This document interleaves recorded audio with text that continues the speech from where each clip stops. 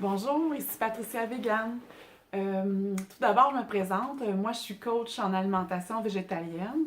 J'aide les gens à faire une transition vers une alimentation végétale. Vous pouvez toujours aimer ma page Facebook Patricia Vegan Coach. Et puis, je vous encourage à souscrire à mes vidéos sur YouTube et à les partager si vous sentez qu'il y a des gens que vous connaissez qui aimeraient ou qui pourraient bénéficier de ce qui est enseigné dans les vidéos. Bien, je vous encourage à le partager. Alors, le sujet d'aujourd'hui, c'est la prévention du cancer par l'alimentation. Euh, on sait que, je me souviens plus, je crois que c'est 3 cancers sur 4 qui peuvent être prévenus, en fait, qui sont dus au mode de vie. Ce que ça veut dire, c'est que 3 cancers sur 4 que vous avez une influence si vous allez développer un cancer ou non. Que ce soit au niveau des mauvaises habitudes de vie, que ce soit au niveau d'une exposition, par exemple, au travail à des substances cancérigènes, que ce soit parce que vous fumez, parce que vous avez une mauvaise hygiène et que vous mangez pas d'une façon saine. C'est tous des facteurs qui vont jouer sur le fait que vous allez développer ou non un cancer. Puis ça, c'est pas moi qui invente ça. Je vais vous présenter un livre qui a été écrit par Dr. Richard Béliveau et puis Denis Gingras. C'est des chercheurs qui ont fait. Dr. Béliveau, c'est un biochimiste, si je ne me trompe pas. Puis il y a beaucoup d'autres cordes à son arc. Il a écrit un livre, dans le fond, je vais vous le montrer. Prévenir le cancer, ça c'est son 3e, je crois. Puis il explique vraiment dans son livre que le cancer, dans le fond, on l'a tous. On a toutes des micro-tumeurs qu'on développe ou non. Et puis, il y a le facteur génétique qui fait qu'on peut être prédisposé au cancer. Mais même dans le cas où on est prédisposé au cancer génétiquement, si on a une bonne hygiène de vie, on mange des végétaux qui sont réputés pour avoir des composés phytochimiques, je vais en parler plus loin, qui dans le fond empêchent le cancer de se développer. Et ça ne veut pas dire qu'on va développer le cancer, au contraire, justement, par l'alimentation, par un mode de vie sain, on peut arriver à contrôler ces micro-tumeurs qui se développent même d'une façon génétique. Je vous encourage vraiment à acheter son livre. Il y en a un autre aussi très, très bon, Cuisiner avec les aliments contre le cancer. Et puis ce livre-là, c'est aussi du docteur Richard Béliveau et de sa collègue Denis Gingras. Et puis il intègre les aliments, dans le fond, avec des recettes pour vous donner des idées. Fait que c'est ça, le cancer, dans le fond, on l'a tous. On développe tous des cellules qui sont dites anormales. Pour qu'une cellule soit cancéreuse, il faut qu'elle soit... comment est-ce que je vais expliquer ça d'une façon simple? Dans le fond, elle se rebelle contre l'organisme et contre les cellules alentours. C'est une cellule qui devient immortelle et aussi, elle peut se reproduire à l'infini. Elle peut copier son matériel génétique défectueux et se multiplier. C'est ce qui fait que ça fait une tumeur puis que le corps n'est pas capable de l'anéantir, je pourrais dire. Parce que nos cellules qui sont normales dans notre corps, ils ont une durée de vie limitée. Quand ils arrivent à la fin de leur vie, ils sont abîmés, ben on appelle ça l'apoptose, ils se suicident. Nos cellules se suicident pour laisser la place à d'autres cellules qui sont saines. Mais dans le cas d'un cancer, les cellules ne veulent pas mourir et ils se suicident plus. Fait que là, s'il y a un matériel génétique qui est défectueux, ben il va reproduire ce matériel génétique-là. Comment est-ce que ça fonctionne l'alimentation?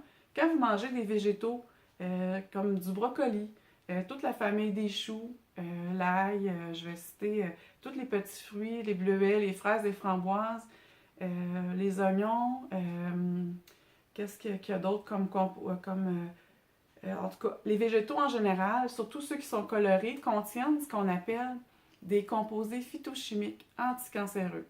Ça, c'est des substances que la plante a à l'intérieur d'elle. Puis quand l'être humain consomme, ça se promène dans notre corps, puis ça empêche nos cellules cancéreuses soit de se multiplier, soit de développer des vaisseaux sanguins pour leur permettre de grossir et d'envahir le corps.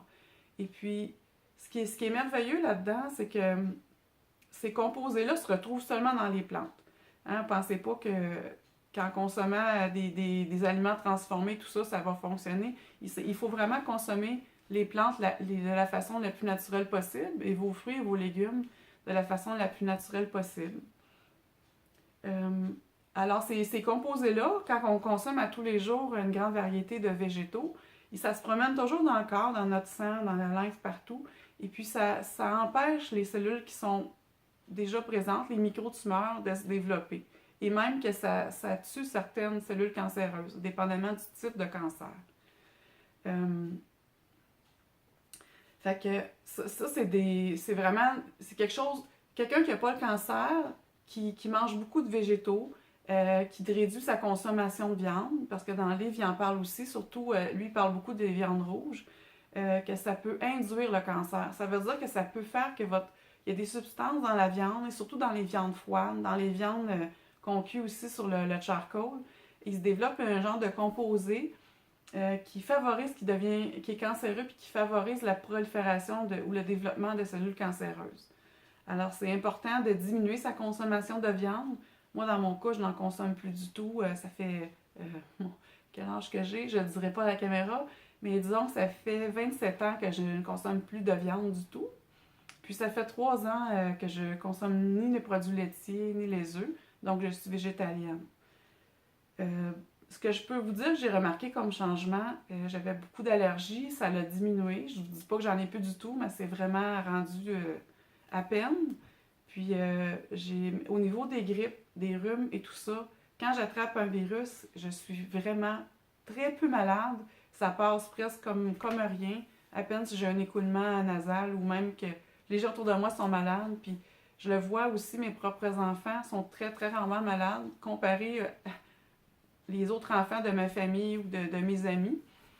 Alors, je vous encourage vraiment à aller vers une alimentation végétale, réduire, sinon couper, ça serait encore mieux couper complètement les produits laitiers, puisque eux autres aussi, les nouvelles études qui ont sorti, les produits laitiers augmentent le risque de cancer au niveau, là je ne les ai pas sous les yeux, là, les certains types de cancer que ça peut augmenter.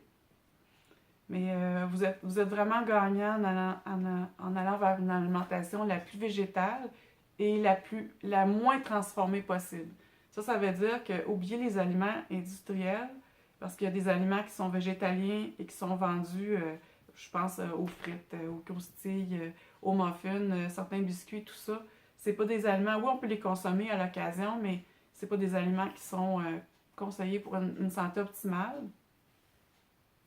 Si j'en viens à mon sujet principal, qui est le cancer, je ne suis pas médecin, je vous encourage nullement à arrêter les traitements si vous suivez un traitement de chimiothérapie ou peu importe. Ce que je peux vous dire, c'est que l'alimentation peut vous aider, peu importe le traitement traditionnel que vous choisissez. Avoir une saine alimentation peut vous aider grandement à améliorer vos chances de guérison et aussi les chances de ne pas redévelopper un cancer si vous êtes en rémission. Je vais faire d'autres vidéos sur le sujet plus approfondi, fait que je vous encourage à me suivre et puis à m'écrire si vous voulez de plus amples renseignements. Puis je vais mettre le titre des livres sous la vidéo pour ceux qui s'intéresseraient, qui voudraient se les procurer. Je vous remercie de m'avoir écouté. Au revoir.